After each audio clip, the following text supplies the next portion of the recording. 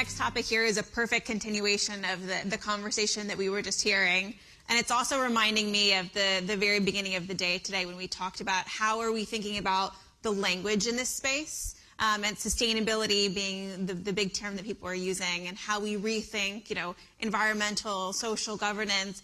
What we're talking about in our conversation today is around people and planet. And I think that's a really interesting way of kind of reframing what are we working towards here and what are we focused on. And as we think about how businesses can make an impact in this space, how do we keep coming back to those unifying terms of the people that we're working for and the people who are part of our organizations and the planet that we are all part of. So I'm really thrilled to be with 3 of our Summit advisors here today to help us talk through this conversation. Lucita, I would love to start with you. At RGE, how are you thinking about how you benefit and protect people and planet? How is that built into your business model? Good afternoon, everyone. Thanks, Lauren. Congratulations on an all-woman panel to begin with. Yes, so I represent RGE. RGE is basically a group of global businesses that operate in resource-based industries such as forestry, agriculture, and energy. Our businesses are some of the largest producers of pulp, paper, viscose for textiles, paperboard for packaging, tissues and hygiene products, and palm oil, among others. Being resource-based businesses, we basically recognize our intrinsic dependency on nature. And therefore, we have a long-term vested interest in making sure that we are able to protect and enhance the overall health and sustainability of the natural ecosystems on which we depend. Many of our businesses actually operate in developing economies, including countries like Indonesia and Brazil, where we recognize that many of our environmental challenges are actually rooted in socioeconomic drivers. We operate with the reality that in Indonesia, for example, some 26 million people still live below the poverty line, while in Brazil that number would be about 70 million. So given these 2 fundamental factors of our businesses, where we are resource-based and therefore nature-dependent, and at the same time also operating in developing economies, embracing a holistic approach to people and planet is fundamentally an imperative for us. Right. So how are we embedding this in our business model? I think it all begins, it's actually rooted, in fact, in our founding principle, which our founding chairman, Mr. Sukanto Tanoto, actually calls the 5 C's. And this basically says we must first do good for the community, country, climate, customer, and only then can we do good for the company. So here you can see how we're measuring business success from the lenses of people and planet in terms of our impact on our communities and our customers and our country and climate as well. From our principle, of course, we've translated this as well, or we've adopted this holistic approach to people and planet in our purpose, which is about improving lives by developing resources sustainably. Again, reflecting this integrated approach. And then, of course, from these foundations of principle and purpose, we have adopted policies that will guide the actions of the different business groups within RGE. An example of this policy is in 2015, we adopted a sustainable forest management policy for our business group called April, which operates in Indonesia. And this commits us to, number 1, no deforestation since 2015. Number 2, really reducing our greenhouse gas emissions. 3, empowering communities. And 4, investing more in conservation. And we have adopted a unique commitment called 1 for 1, which is we conserve a hectare for every hectare of plantations that we've established. Moving forward, apart from policies, of course, we've also put in place forward-looking, ambitious 2030 sustainability agenda. Most of the businesses within the RGE group have adopted a 2030 sustainability agenda in 2020. And among the businesses, some of the common commitments that we have established are 1, again, zero tolerance for deforestation. 2, drastic reductions in our climate, in our emissions, and basically moving towards net zero by 2050, eliminating extreme poverty in the communities where we operate, and at the same time, of course, bridging the gender gap. So as you can see, we've very much systematically approached this embedding process in what we call the 4 Ps, from the level of principle to policies, and then purpose, and then policies, and then eventually programs. Wanshi, the people and planet are also incredibly essential to the real estate sector, where Frasers Property does your work. We also know that built environment is a huge source of emissions. It's up to 40% is the estimate there of global emissions. So how are you thinking about the role that you all can play in both decarbonizing the real estate sector and also thinking about making it more equitable and making it more inclusive for the people who occupy and work and live in those buildings? So firstly, thank you for having me here today. I think real estate is something that's very close to to everyone here. We live, work, and play in buildings. And you're right, the built environment contributes to almost 40% of carbon emissions. So I think if you look at that from that perspective, at Frasers, we think about how can we make sure that while we're part of the problem, we also want to be part of the solution. And the thing is, if you look at real estate as an industry, it's also really capital intensive. So in that sense, one single company can't change the world, but we believe that what we can do can generate a ripple effect in terms of the influence of people and planet, people around us. And what I mean by that is if you look at our real estate business, we're across 5 asset classes, and we operate in many parts of the world across Asia Pacific and in Europe and in the UK. So it's really about how do we leverage our real estate as a platform to engage the ecosystem. So I think firstly, it's important for us to be committed, and that's where we set ourselves out to be a purpose-driven company, which is why if you look at our purpose, it's about inspiring experiences, creating places for good. And for good, that's an important part of what do we mean by for people and planet. And of course, like many companies, we've committed to the net zero targets by 2050. We're the first real estate company to do so, first SGX-listed real estate company to do so. And 2050 is far away. So we've also made sure that we've set time-bound, near-term 2-year targets across decarbonization, building certification, how are we looking at climate value at risk. But bring it closer to how we're looking at it from perspective of, I think, the E and the S of sustainability. I mean, to give an example, in the case of decarbonization, in Singapore, we've worked with the government and with SP Power to look at how to assess decentralized district cooling, where we use our buildings as an injection node as part of the network of cooling solutions. So that's one. And likewise in Bangkok, in one Bangkok, our project which my group CEO spoke about yesterday, we're also having the first Thailand district cooling as well as power distribution systems. And with that, we're looking at removing over close to 10,000 of carbon per year.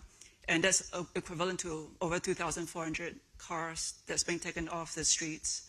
So that's how we're looking at the E front and just making, I mean, we've made good progress on scope 1 and 2, bringing that down by 30% over the last few years. And the question is, how can we do more in partnering on the scope 3 front? And so for real estate, you can't talk about the business without talking about people. And this is where I think it's really close to our heart.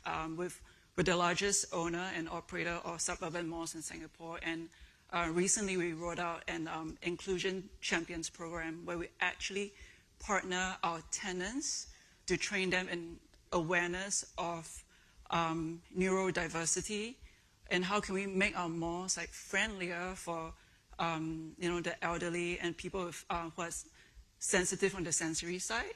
So we've made our malls like quieter, calmer, we've dimmed the lights. We call it Quiet Tuesdays, just so that we can contribute something back to the community. So I think really at the end of the day, it's really about, while we can't change the world, we can set examples of what we're doing and working with our stakeholders, whether it's our tenants, our suppliers, to bring all of that together.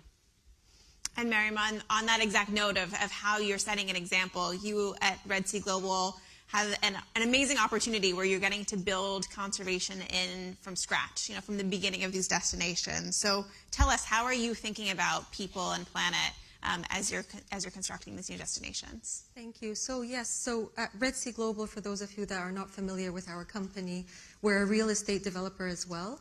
But we've been lucky that it's greenfield development, which means that we have the opportunity to build it right from the very beginning. And since we started, we knew that sustainability is no longer enough. We have to do a little bit more than that. And so we've been focusing on not only responsible development, but also regenerative tourism. So from the very start, we spent about 2 years doing a marine social planning exercise where we studied what the environment and the natural habitat is. And then based on that studies, which we also published in scientific journals and made publicly available, we committed we made a commitment that we will have 30% net positive contribution to the environment by 2040. Which, of course, affected everything we do. So even though we're in an archipelago of about 90 islands, we're only developing 22 of those islands, which is 1%. We also put aside 9 islands that are just for conservation. And we're hoping to reach that net conservation benefit by giving back to the environment, so whether it's to the wetlands, to the coral reefs, the seagrass, we'll be adding and creating a positive impact by growing those different marine ecosystems so that we can ensure that we leave the environment and enhance it much more than the way we found it when we first started. Fantastic. I would love to talk a little bit more about the geographic component of all of this. And Wanshi, I'm going to go to you first. Frasers' property is in more than 20 different geographies. How do you balance the challenges of working across so many different geographies? As one centralized company, but yet you're dealing with, you know, the challenges of a lot of different people in a lot of places. How do you do that? Firstly, it's about finding a common language. So, you know, we might have it's one thing to have a strategy, it's another thing to have implementation. So what we focus a lot about is how do we translate that strategy into implementation? And something that, you know, we have developed and are continuing to refine is a climate and nature transition plan. Because at the end of the day, when we look at sustainability, it's not the remit of just a sustainability team. It's a whole of company effort. So we look at how that translates into what we need to look at on incentives and remuneration, how we look at investments, how do we look at technology, development, building, so in a very integrated way. So that's one on a common language. And I would say the other aspect of it is really about cross-pollination. Because we are in both developed and emerging markets, and the standards are different across. So what we really focus on is having cross-pollination and looking at where can we cross-pollinate solutions that are scalable and that can be replicated. So just give a few examples. In Australia, we've benefited a lot from the experience of the team on the ground looking at renewable energies. And likewise, in Singapore, we've basically done the largest scale of solarization of the retail malls across Singapore. On the social front, you know, in Singapore, we've got this community centers, and we've got a shopping mall in the northern part of Singapore called North Point City. It's got the first community mall in a shopping mall. And in Bangkok, Samyan Midtown, that's right by Chulalongkorn University, we've created a co-working space that's accessible to students and to the public, which they can use for free as part of the mall in terms of bringing the community together. So there's a lot of this cross-pollination that we do. And of course, importantly, it's also how we work with the supply chain.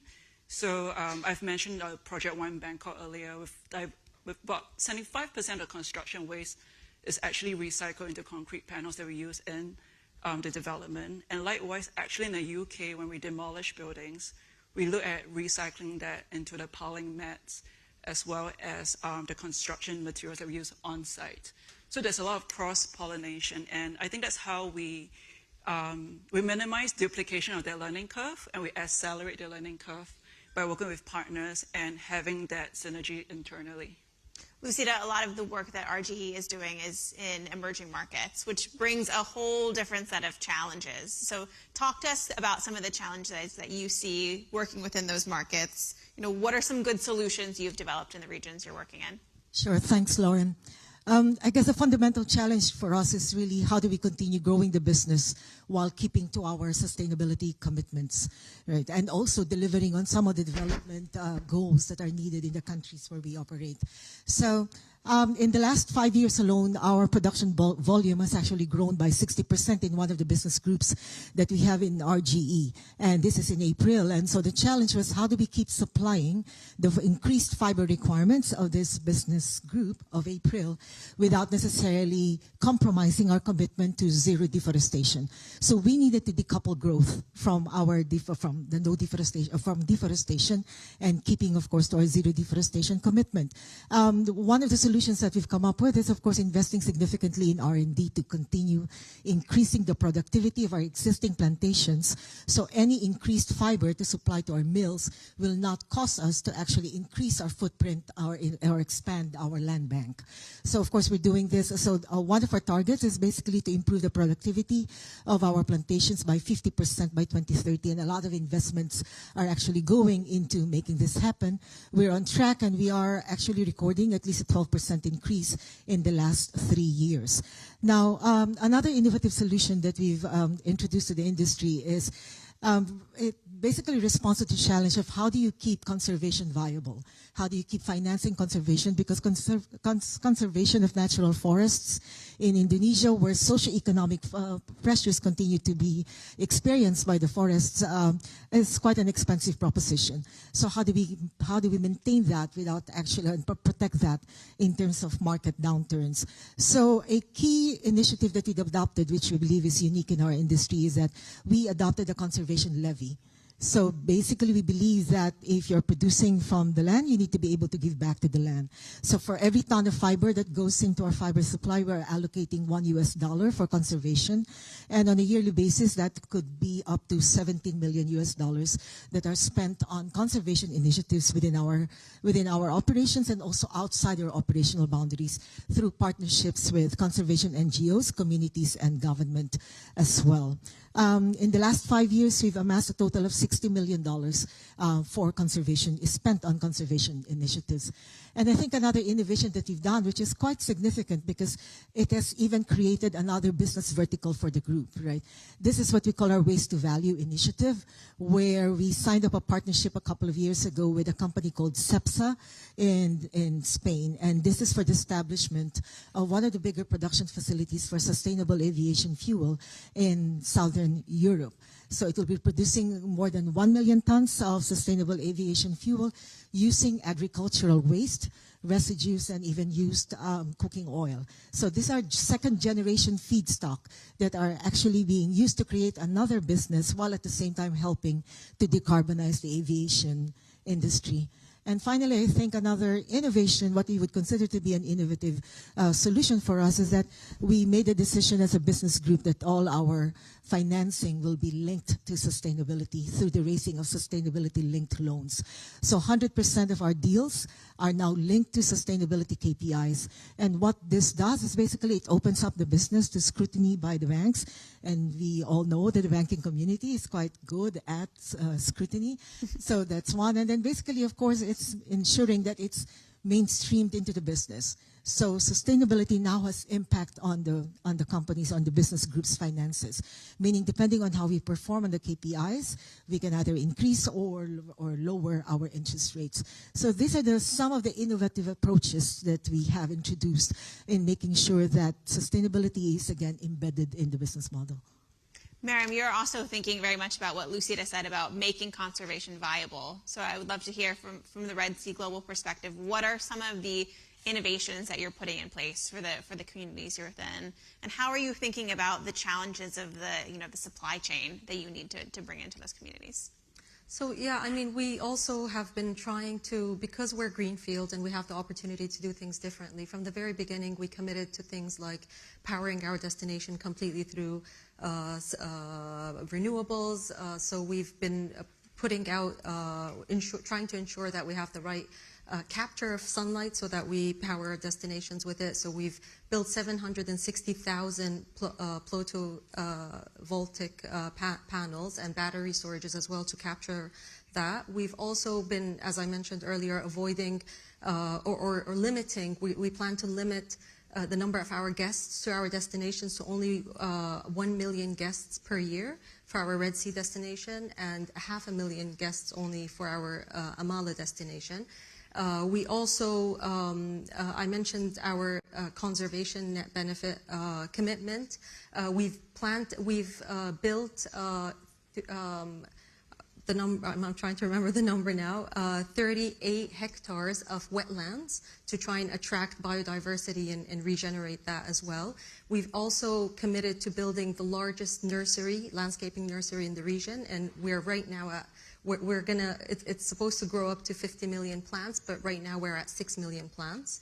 And we're hoping all of this, and this is all in consultation, obviously, with our supply chain, with our the local community as well, to find out what do they need in terms of structures and what does the supply chain need as well. Because we found out, because we're in a remote area and we're doing things so differently, there aren't so many in the supply chain that are ready for us. And so we've been investing in our suppliers and our partners as well to ensure that they're able to provide for us sustainably, and they're able to also carry on doing business in Saudi in ways that are better for the environment and for the built environment.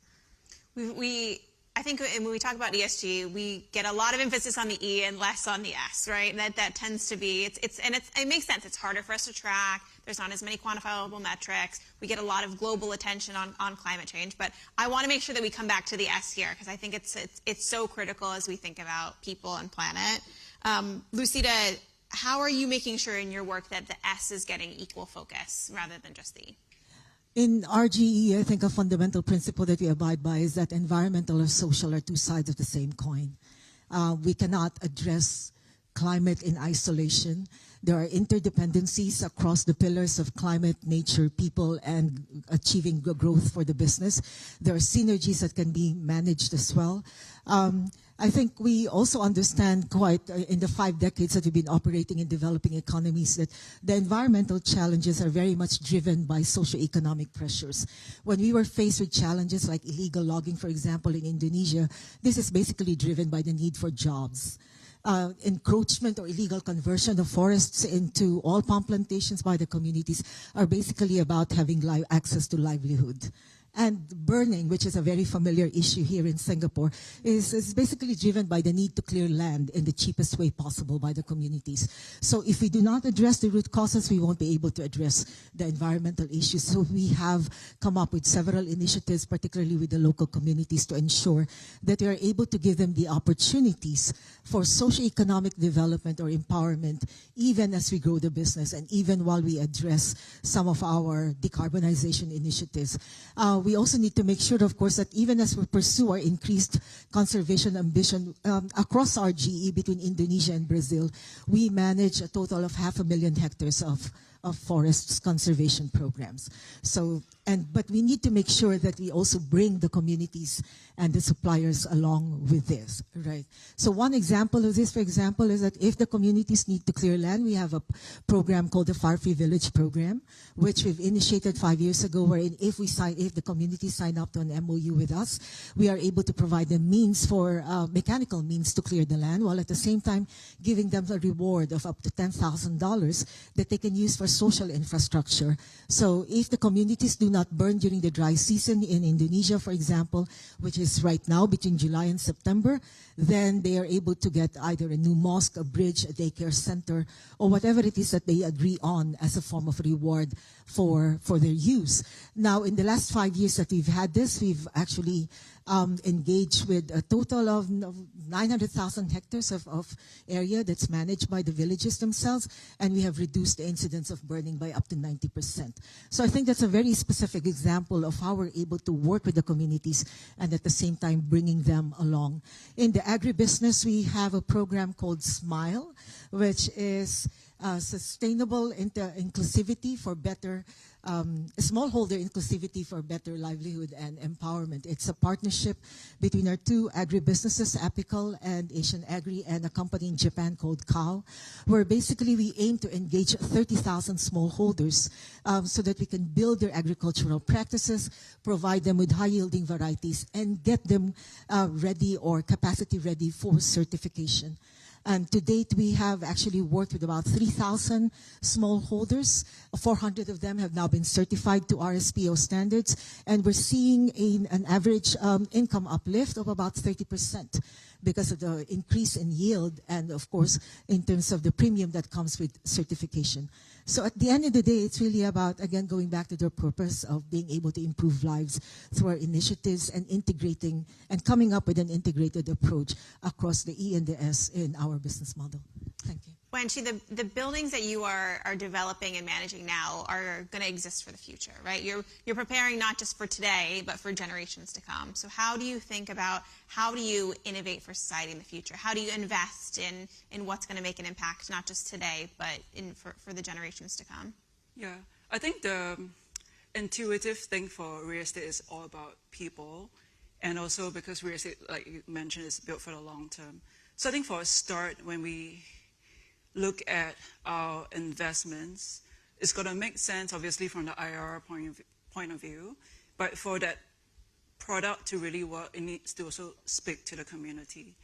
And one thing that we're very conscious of is we don't operate in a vacuum, right? So if the societies, the communities we operate in, if they're resilient and if they do well, we'll do well as a business. So if I give an example, it's a project called Midtown that we've done in Sydney. It's a mixed-use development with providing homes for over 6,500 people. And this project has a mix of commercial housing and social housing, but we call it community housing in Australia. And in that product, when we design it, we're very conscious that it's really about how do we deliver a happy and thriving and resilient community. So and I was actually there at a project in Sydney just a few weeks ago. When we were there, you actually don't see the segregation between the social and the commercial housing, and we've very consciously developed the community such that we've got programs designed where we bring the communities together. And like one of the residents there, she was just saying, if not for this project, she could have been homeless. And when she's there in a community, she doesn't feel like she's being differentiated from everyone else, which I think is a really good both commercial and social outcome. And of course, because we built something that we built is going to last for generations, so we're also very conscious about the environmental impact of that, right? So it's a 6-star green rating, but the Australian local green rating. And big focus on biodiversity. So we actually have 6 bee farms on site. We use that to run residence program, and we bring people from different socioeconomic status together. And of course, bees are great for biodiversity. So I think when we look at how can we be responsible in what we're delivering, the E and the S can actually come naturally together. And we find it also makes good business sense because governments are seeking us out to be partners in delivering these projects. So I think at the end of the day, it's really about thinking about sustainability in a very holistic way. And really, if the community does well, we'll do well as a business. So that's our ethos as a business. And Maryam, you all are also thinking about building something now for generations to come. So how are you thinking about that social piece with your work? How are you thinking about the communities that you exist in and the people who are going to come to them? Yeah, so the areas we're developing in do have a lot of small villages. They're not big cities. And one of the things that we took into consideration was that inflation will come with the development we put in place, and that will negatively affect the local communities. So we started engaging with them to make sure that, first of all, we're respectful of how we can help them grow what is important to them, whether it's the farming industry that they already had in place, arts and crafts, sailing was a big thing as well in the local community. And then we also made sure that we have programs to upskill the local communities so that they can find jobs with us in the future. So we started vocational training programs 2 years ago and 430 students graduated already from that program, and they're already all working either directly with us or with our partners. We also started a graduate program for bachelor's degrees in hospitality management. 4 or 5 years ago, the first batch has graduated as well, of 107 students. 40% of all of these students are from the direct local community, so they hopefully will have jobs and will be able to contribute to their households. But we also looked at things like boat captains, tourists or just local guides that used to take people out for tourism, and started upskilling them as well. And that's been very successful as well in helping prepare them for the future and for the tourists that will come. Please join me in thanking our summit advisors from RGE, Red Sea Global, and Frasers Property. Thank you all.